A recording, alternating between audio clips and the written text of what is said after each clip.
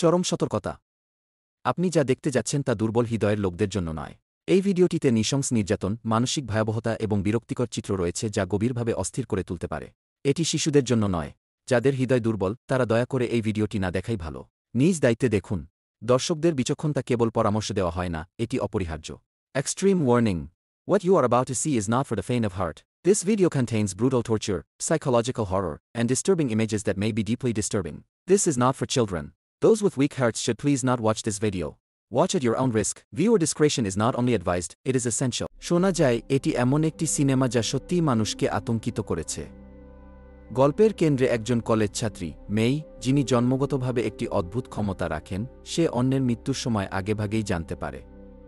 এই ক্ষমতার কারণে তার জীবন সর্বদা ভয় এবং কষ্টের মধ্যে কেটেছে। একদিন মেই তার বন্ধুর সঙ্গে স্কুলে যাচ্ছিল। লিফটে তারা হঠাৎ দেখল একজন ক্লান্ত, অচেনা বড়লোক এসে দরজার কাছে দাঁড়াল। বারবার বলছিল, নায়া, আমাকে বাঁচাও। মেই লক্ষ্য করল তার হাতের তালুতে একটি অদ্ভুত প্রতীক আছে যা কোনো অশুভ ঘটনার ইঙ্গিত দিচ্ছিল। ভয়ে সবাই স্তব্ধ হয়ে যায়, তবে একজন ছেলে সময়মতো এসে পরিস্থিতি নিয়ন্ত্রণ করে। সেই রাতে মেই যখন বন্ধুদের সঙ্গে পড়াশোনা করছিল, হঠাৎ বাইরে থেকে হট্টগোলের আওয়াজ আসে।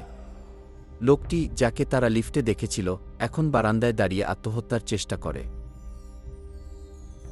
মেই প্রথমবারের মতো পূর্বাভাস ভুল প্রমাণিত হয়, কারণ লোকটির মৃত্যু তার অনুমানমতো নয়।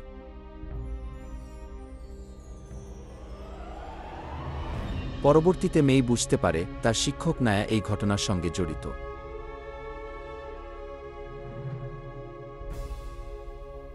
মেই তা খুঁজে বের করতে নায়ার অফিসে যায়, কিন্তু নায়া কোনো কথা বলতে চায় না। সেই রাতে মেই একটি স্বপ্ন দেখে, নায়া এবং সেই মৃত ব্যক্তির দেহ ধানক্ষেতের ক্রসের সঙ্গে বেঁধে রাখা।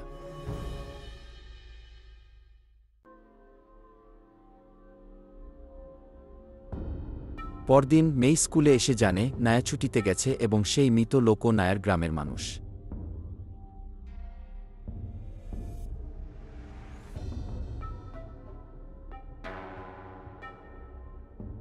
মেই ভয় পেয়ে তার বন্ধুদের নিয়ে রেইমেতুক নামক গ্রামের উদ্দেশ্যে যাত্রা করে। গ্রামের নিয়ম অদ্ভুত, বাহিরের গাড়ি শুধুমাত্র গ্রামের প্রবেশদ্বারের কাছে থামতে পারে, এবং উৎসবের সময় কেউ অয়াচিত কথা বললে বিপদ ঘটতে পারে।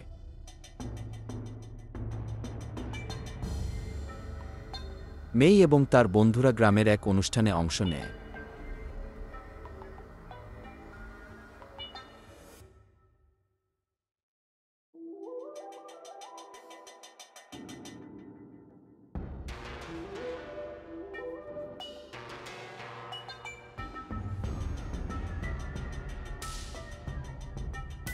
সেখানে দেখা যায় একজন যুবক সাইকেল চালিয়ে দুর্ঘটনার কবলে পড়ে, কিন্তু গ্রামের মানুষরা কোনো প্রতিক্রিয়া দেখায় না।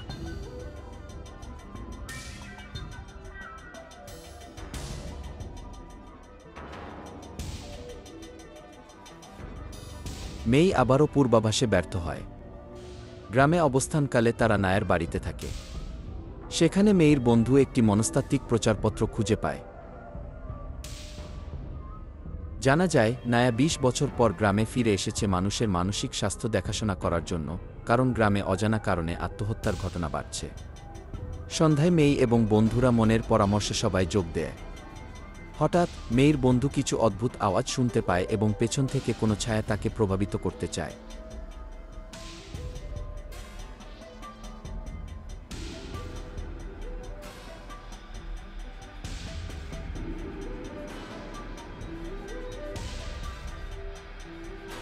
সে নিজেকে আঘাত করতে যায়, তবে মেই ও অন্যরা সময়মতো এসে তাকে রক্ষা করে।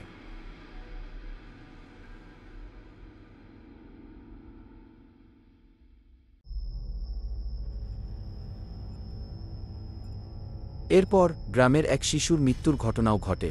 ছেলেটির মুখ সেলাই করা অবস্থায় মৃত পাওয়া যায়।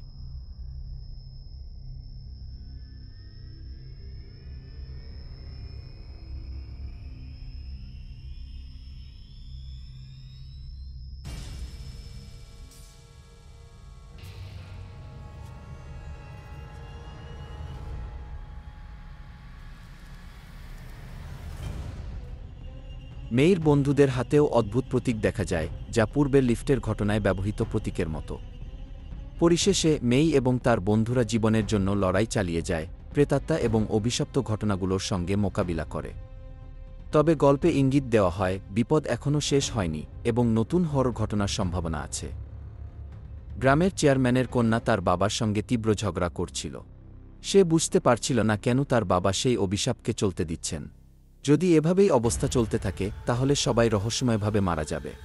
আসলে এই গ্রাম বহু বছর ধরে অভিশপ্ত। প্রতি ফসলের মৌসুমে কেউ না কেউ অদ্ভুতভাবে আত্মহত্যা করে। চেয়ারম্যানের কন্যা চেষ্টা করেছিল বাবাকে বোঝাতে যে অভিশাপ দূর করার উপায় খুঁজতে হবে, কিন্তু তার বাবা ভিন্ন মত পোষণ করেছিলেন। তিনি মনে করেন প্রতি বছর শুধুমাত্র নির্দিষ্ট সংখ্যক মৃত্যুর পরেই পরবর্তী বছরে আবহাওয়া অনুকূল থাকে এবং সবাই ভরা পেটে থাকে। সে বুঝতে পারছিল না জীবনের আসল অর্থ কী। কিন্তু হঠাৎ তার কানে শোনায় ভয়ঙ্কর শব্দ। কিছু ধানের শীষ তার মাথার উপর থেকে উড়ে আসে। চোখে পড়ে পিছনের দিকে কোনো ছায়া ধীরে ধীরে এগোচ্ছে। কিন্তু যখন সে ঘুরে দেখল সেখানে কেউ ছিল না। তার বাবা শব্দ শুনে তৎক্ষণাৎ বেরিয়ে এলেন, কিন্তু দেখলেন কন্যা নিজেকে ক্ষতিগ্রস্ত করার চেষ্টা করছে। মনে হল অদ্ভুত অভিশাপ এখন তাদের বাড়িতেও ঢুকে গেছে। পরের সকালে গ্রামবাসী ফসলের উদযাপন করছেন। হঠাৎ একটি বৃদ্ধা নারী জনতার মধ্যে একটি ভয়ঙ্কর ভূতের মুখ দেখতে পেল।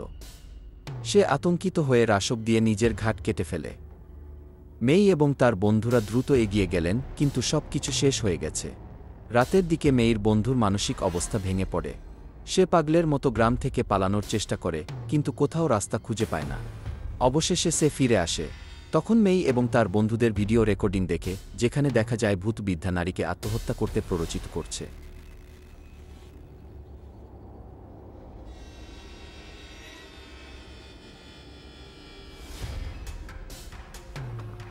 পরবর্তীতে মেই ভূতের উপস্থিতি অনুভব করে এবং বন্ধুকে রক্ষা করে।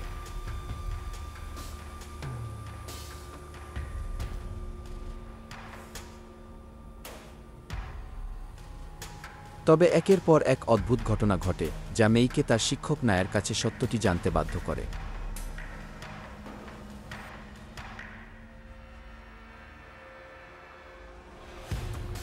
জানা যায় গ্রামে অভিশাপ কোনো গোপনীয়তা নয়। নায়া মনে করেন এটি কেবল মানুষের মানসিক প্রভাব, কিন্তু বাস্তবতা ভিন্ন।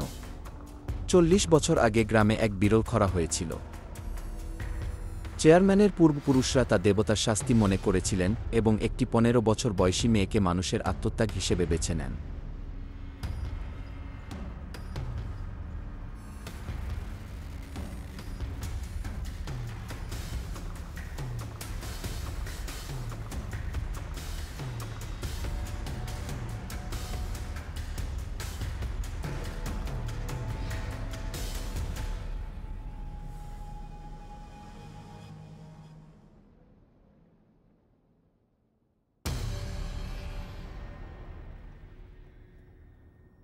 মেয়েটিকে রাতে মেরে ধানক্ষেতে খাড়া করা হয়।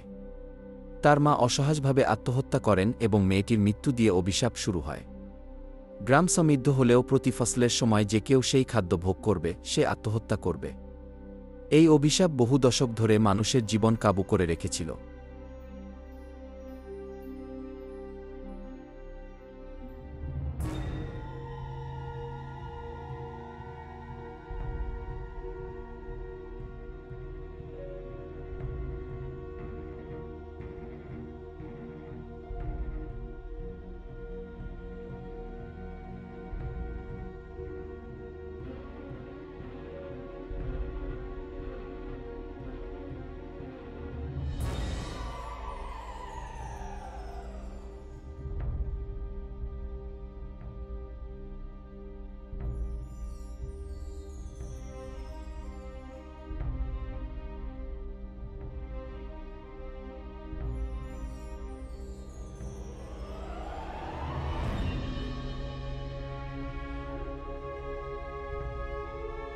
মেই এবং তার বন্ধুরা পরিশ্রম করে নিজেকে রক্ষা করে। শেষে মেই চেয়ারম্যানের সঙ্গে দেখা করে জানায়, অভিশাপ ভেঙে ফেলতে চাইলে চেয়ারম্যান নিজে ঘটনাস্থলে গিয়ে ভূতের প্রশান্তি চাইতে হবে। চেয়ারম্যান বুঝতে পারলেন। তিনি ধানক্ষেতে প্রবেশ করে নিজের শরীর আগুনে ঝলসে দেন। ধান এবং চেয়ারম্যান একসাথে ধোঁয়ায় মিলিয়ে যায়। এভাবে অভিশাপ ভেঙে যায়।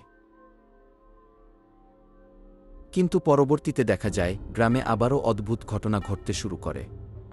রাতের বেলায় হোটেলের এক ঘরে রহস্যময় শব্দ শোনা যায়। বৃদ্ধা নারীর মনে হয় একটি অদ্ভুত শক্তি দরজা খুললে তাকে ধ্বংস করতে পারে। শেষ পর্যন্ত গল্পটি দেখায় যে প্রকৃত অভিশাপ সহজে শেষ হয় না। প্রতিটি ফসলের সময় গ্রামের মানুষ ও মেয়ের বন্ধুরা এখনও অতিপ্রাকৃতিক হুমকির মধ্যে থাকে।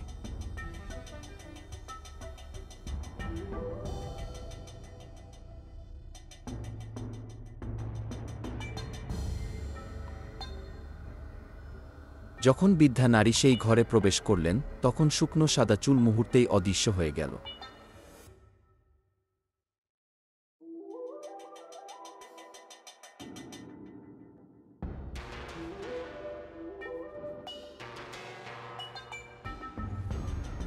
পরিবর্তে সেখানে একটি দুলন্ত কাঠের ঘোড়ার খেলনা এবং এক ভয়ানক তেলচিত্র দেখা গেল। অদ্ভুত ব্যাপার হল ছবির ঘোড়ার খেলনাটি বৃদ্ধার সঙ্গে অবিশ্বাস্যভাবে মিলছে। বৃদ্ধা নারীর ভয় আর বেড়ে গেল। হঠাৎ ঘরে অন্ধকার নেমে আসে, তারপর মুহূর্তের মধ্যে আবার আলো ফিরে আসে। যখন তিনি নিজের মনে শান্তি আনার চেষ্টা করলেন, তিনি লক্ষ্য করলেন যে ছবির মেয়েটি রহস্যময়ভাবে কাঠের ঘোড়ার উপরে চড়ে আছে। তিনি প্রথমে ভেবেছিলেন এটি চোখের ভ্রান্তি, তাই বারবার নিশ্চিত হতে ঘুরে দেখলেন। মেয়েটি একটি আঙুল দিয়ে বৃদ্ধার দিকে ইশারা করল যেন তার কাছে আসতে বলছে। এরপর বৃদ্ধার দেহ নিয়ন্ত্রণহীনভাবে ধীরে ধীরে ছবির দিকে এগোতে লাগল। কিন্তু যখন তিনি থামলেন, ছবির মেয়েটি মুহূর্তের মধ্যে অদৃশ্য হয়ে গেল। ভয় পেয়ে চোখের সামনে আবার সাদা ছোট হাত তার কোমর ধরে স্পর্শ করল। বৃদ্ধা সেই মুহূর্তে আতঙ্কে মারা গেল।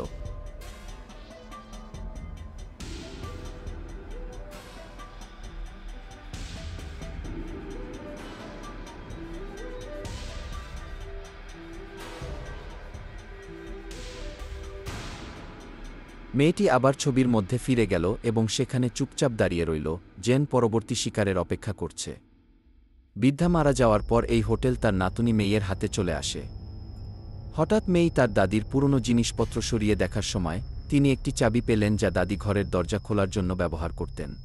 এটি অদ্ভুত মনে হয়ে মেয়ে ভিতরে যাওয়ার চেষ্টা করলেন, কিন্তু অন্য মহিলা কর্মচারী তাকে সতর্ক করলেন, এই ঘরটি কখনো খুলতে হবে না, না হলে তোমারও ভাগ্য দাদির মতো হবে। মেই, একজন নির্দ্বিধায় অবিশ্বাসী মানুষ, কোনোভাবেই এই ভয়ের কথা মানতে পারলেন না। তিনি জিজ্ঞাসা করলেন, দাদি মারা গেছেন, তাহলে কেন ঘরটি খোলা যাবে না? বলেই তিনি ঘরে প্রবেশ করতে চেষ্টা করলেন, কিন্তু দরজা আগে থেকেই লক ছিল। হতাশ হয়ে তিনি আবার চাবি আনতে গেলেন, কিন্তু চাবি অদৃশ্য হয়ে গেছে, কেবল কিছু অদ্ভুত পাপড়ি পাওয়া গেল।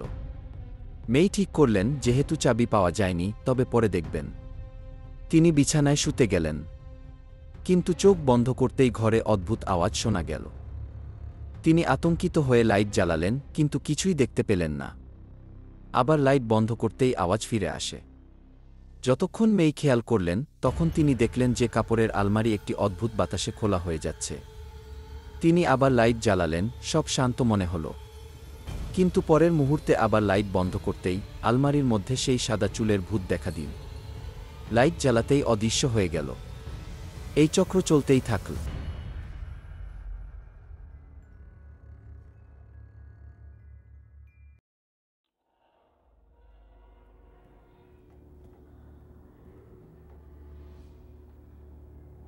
মেই ভয় পেয়েছিলেন, কিন্তু অবশেষে লাইট জ্বালিয়ে রাত পার করলেন। পরের দিন মেই তার প্রেমিক সুয়াইয়ের কাছে ফোন করে হোটেলে আসার জন্য বলেন।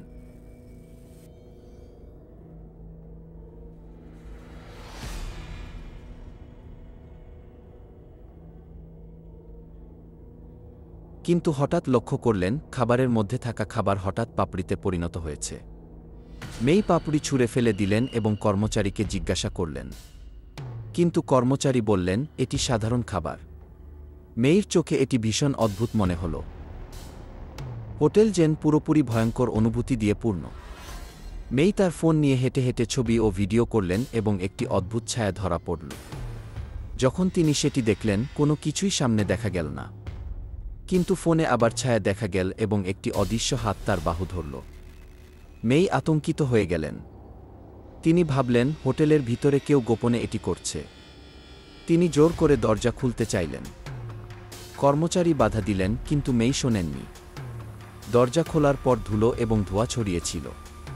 তিনি ঘরে ঘুরে একটি পূজার মঞ্চ, একটি পরিবারের ছবি এবং এক মহিলার ছবি পেলেন। মনে হলো এটি হোটেলের আগের মালিকের ঘর।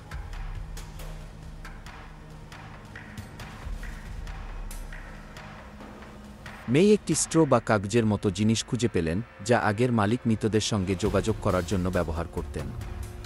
মেই বিশ্বাস না করে সেটি আগুনে পুড়িয়ে দিলেন।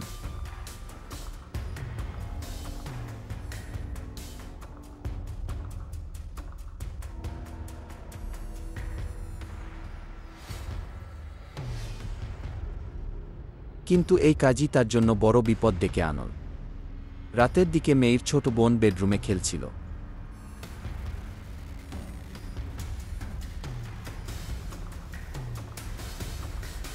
হঠাৎ সাদা ছায়া দেখা গেল। তারপর হঠাৎ বিভিন্ন বলয়ের নিচ থেকে বেরিয়ে এসে বোনকে আতঙ্কিত করে।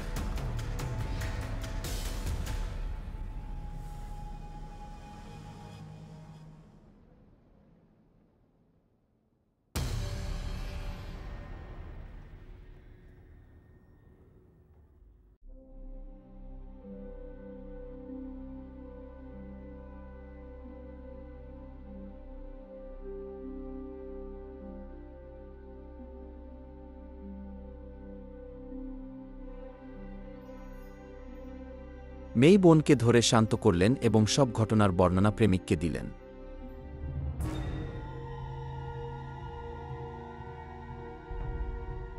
পরীক্ষা করে জানা গেল, সেই খেলনা নিনিট হক মৃত শিশুদের সঙ্গে যোগাযোগ করার মাধ্যম।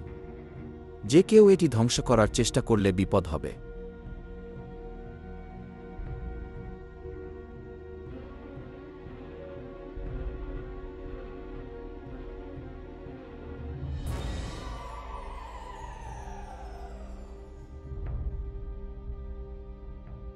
মেই বুঝতে পারলেন সেই বিপদ তার জন্যই আসছে। মেই হোটেলে ফিরে দেখলেন কর্মচারী তার বোন এবং অন্যান্যদের নিয়ে হোটেলের সেই ঘরের দরজার সামনে কল্পনীয় কোনো অনুষ্ঠান করছে। জানা গেল হোটেলের আগের মালিকের একটি কন্যা ছিল যিনি রহস্যময়ভাবে হারিয়ে গিয়েছিলেন। হঠাৎ এক রাতে পূর্ব মালিকের কন্যা নিখোঁজ হয়ে যায়। অনেক খোঁজাখুঁজির পরও পাওয়া গেল না। তিনি অবশেষে নিনিট হক নামের জিনিসের মাধ্যমে কন্যাকে খুঁজে বের করার চেষ্টা করলেন, কিন্তু অর্ধমাস পার হলেও কোনো ফল হল না। এই সময় থেকেই পূর্ব মালিক প্রতিদিন কন্যার কথা ভেবে চিন্তিত থাকতেন। অবশেষে তার অতিরিক্ত শোকের কারণে তার মৃত্যু ঘটে।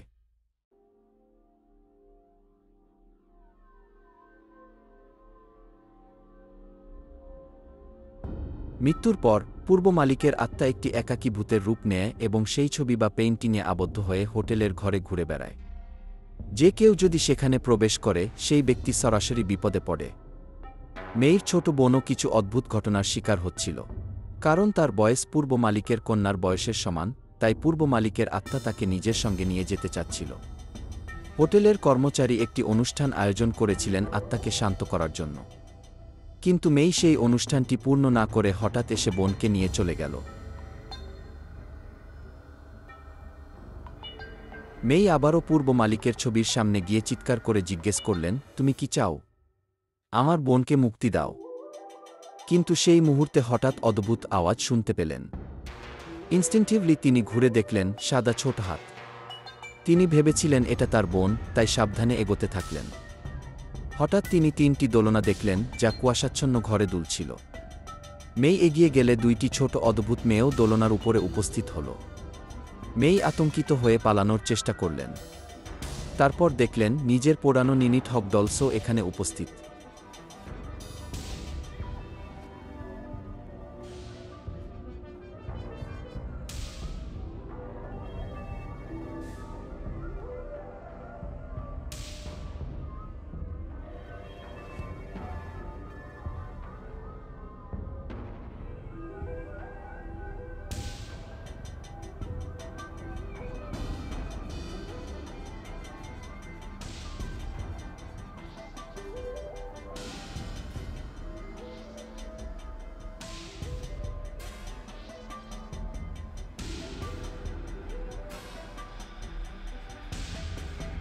ডলসগুলো যেন জীবন্ত হয়ে উঠেছে এবং ধীরে ধীরে মেয়ের দিকে এগোচ্ছে।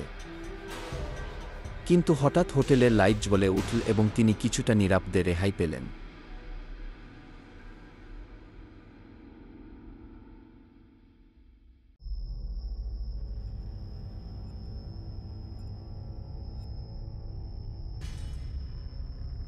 পরে জানা গেল বহু বছর আগে হোটেলের কর্মচারী একজন ছেলে একটি দুর্ঘটনায় পূর্ব মালিকের কন্যা খুন হয়ে গিয়েছিল। সে দেহ লুকিয়ে রেখেছিল। তাই এইসব অদ্ভুত ঘটনা ঘটতে থাকে।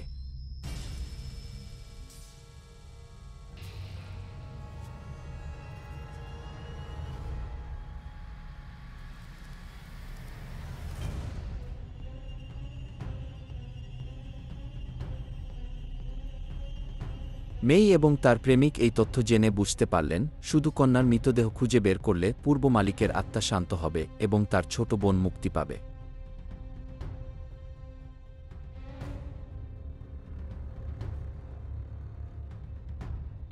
তারা যখন মৃতদেহের স্থানে পৌঁছালেন হঠাৎ ভূত প্রেতগুলো বের হয়ে এলো। মেই আতঙ্কিত হয়ে পালালেও বিভিন্ন ভূত তাকে ঘিরে ধরল। দীর্ঘ চুলের ছোট ভূত, কালো মুখের মৃতদেহ, ভয়ঙ্কর বুড়ো মহিলা এবং সেই কাঠের ঘোড়ায় চড়ানো ছোট মেয়েটিও উপস্থিত হল।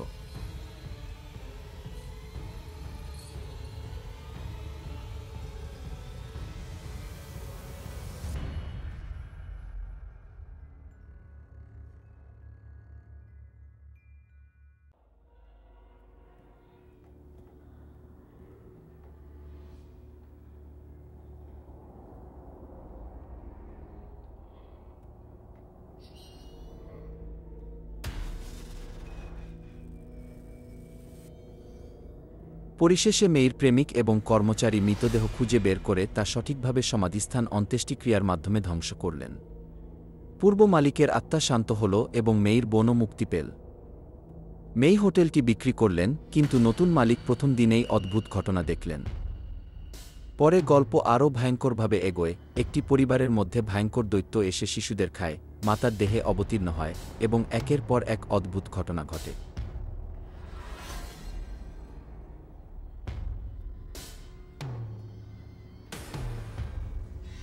আপনি যদি এই ধরনের থ্রিলার সিনেমা ভালোবাসেন তাহলে লাইক দিন, কমেন্টে জানান আপনি কেমন মুভি দেখতে চান, আর সাবস্ক্রাইব করতে ভুলবেন না প্লিজ।